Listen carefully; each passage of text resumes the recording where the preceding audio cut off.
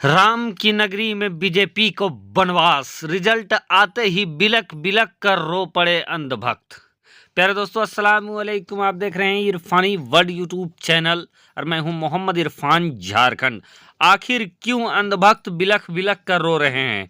आखिर क्यों अंधभक्त ये कहते हुए नजर आ रहे थे कि पूरे देश में अगर बीजेपी हार जाती, अगर अयोध्या में जीत जाती तो हम जश्न मनाते? आखिर क्या हुआ?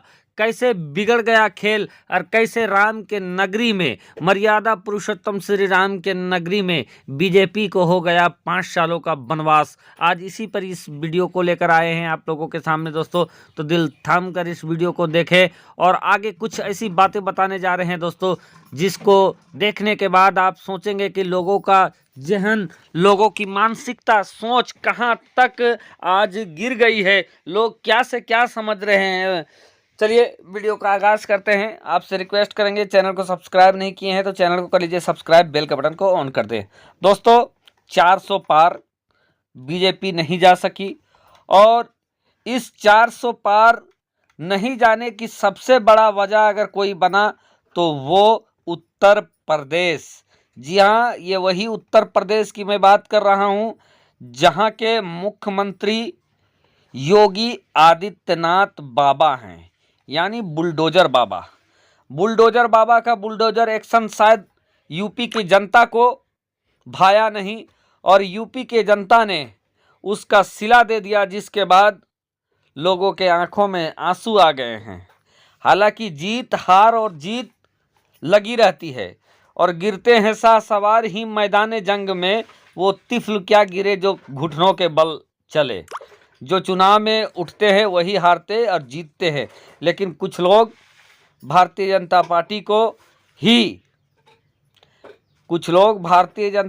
को ही हक और सच्चा और धार्मिक हिंदू की रक्षा करने वाला मान लिया है और बाकी लोगों को वो शायद हिंदू ही नहीं मान रहे हैं। यही वजह है कि कुछ लोगों का वीडियो वायरल हो रहा है और वायरल वीडियो में साफ कहते हुए नजर आ रहे हैं कि अगर भारतीय जनता पार्टी पूरे देश में हार जाती और अयोध्या में जीत जाती तो हम लोग जश्न मनाते, लेकिन अयोध्या के लोगों ने हम लोगों को धोखा दे दिया है, बीजेपी को धोखा दे दिया है और अयोध्या के लोगों ने त्रेता युग वापस कर दिया है। जिस तरीके से त्रेता युग में वनवास मिला था उसी तरीके से वनवास दे दिया है ये लोगों में, जबकि ये बात नहीं है। चाहे अयोध्या हो या कोई और, ये राजनीतिक है और राजनीति में हार जीत लगी रहती है। लेकिन दोस्तों, लोगों के दिलों में हार का डर भी होना चाहिए। जब हार का डर निकल जाता है तो शासक निरंकुश हो जाते हैं और यही वजह है कि हार और जीत भी होना चाहिए। इसी देश के अंदर इंदिरा गांधी चुनाव हार गई थी। इसी 2024 के चुनाव में माननीय प्रधानमंत्री नरेंद्र दामोदर दास मोदी शुरुआती काउंटिंग में पीछे चल रहे थे अजय राय से, वाराणसी से।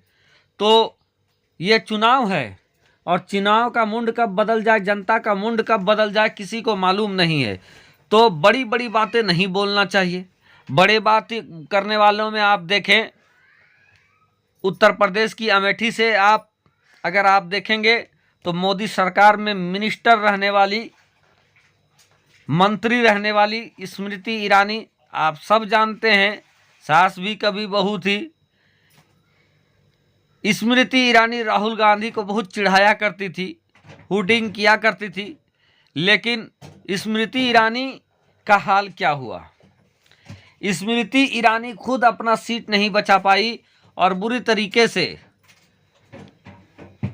स्मृति ईरानी अमेठी में हार गई और जो उनका समझ था, जो गुरूर था, वो चकनाचूर हो गया।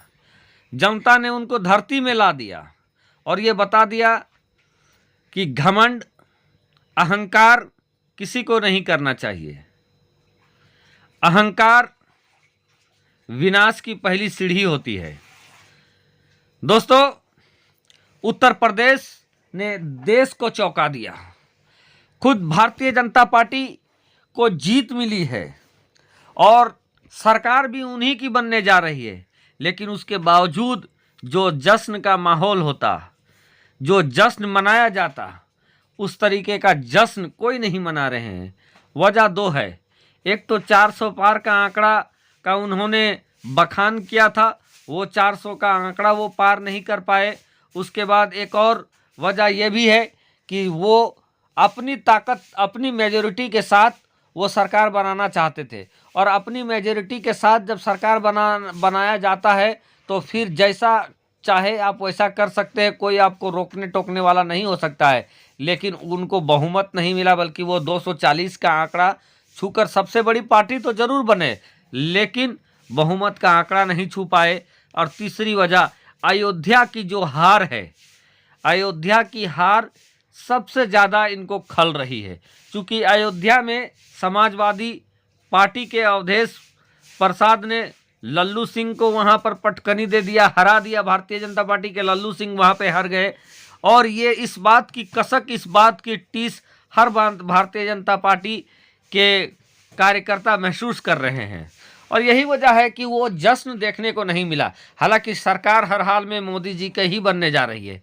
दोस्तों, योगी आदित्यनाथ भी अपने रुबाब में थे, लेकिन शायद उनके आंखों में भी आंसू आ गया होगा, क्योंकि तमाम चीज़ करने के बावजूद, हर हथकंडा अपनाने के बावजूद, चाहे बुलडोजर का शासन हो या कुछ भी हो, हर तरीके का काम करने के बावजूद योगी आदित्यनाथ उतना अच्छा नहीं कर पाए जितना का वो दावा कर रहे थे।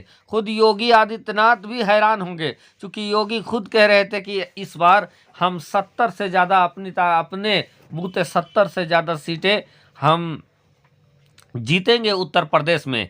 लेकिन हुआ क्या, रिपोर्ट क्या आया कि उसी उत्तर प्रदेश के लोगों ने योगी आदित्यनाथ को भी घंटी बजा दिया, योगी आदित्यनाथ की भी हद उन्होंने बता दिया, और भारतीय जनता पार्टी उत्तर प्रदेश में दूसरे पायदान की पार्टी बन गई है, और नंबर 1 में समाजवादी पार्टी बन गई है। अब योगी आदित्यनाथ को भी टेंशन हो गया कि अगर यही अगर प्रारूप रहा तो अगला बार उनका मुख्यमंत्री बनना भी संकट में आ सकता है। तो दोस्तों, बड़ा उलटफेर और बहुत कुछ सिखाने वाला 2024 का इलेक्शन रहा, जहां बड़े बड़ों का नशा टूट गया, जहां कांग्रेस पार्टी के जो नेता प्रतिपक्ष हुआ करते थे पिछले दौर में 2019 के इलेक्शन में, जो नेता प्रतिपक्ष हुआ करते थे अधीर रंजन चौधरी, वो बहरामपुर सीट बंगाल से हार गए, यूसुफ पठान के हाथों वो उनको करारी हार मिली। तो सबको कुछ ना कुछ सीखने को मिला है, और इसीलिए बड़ी बात कभी नहीं कहना चाहिए।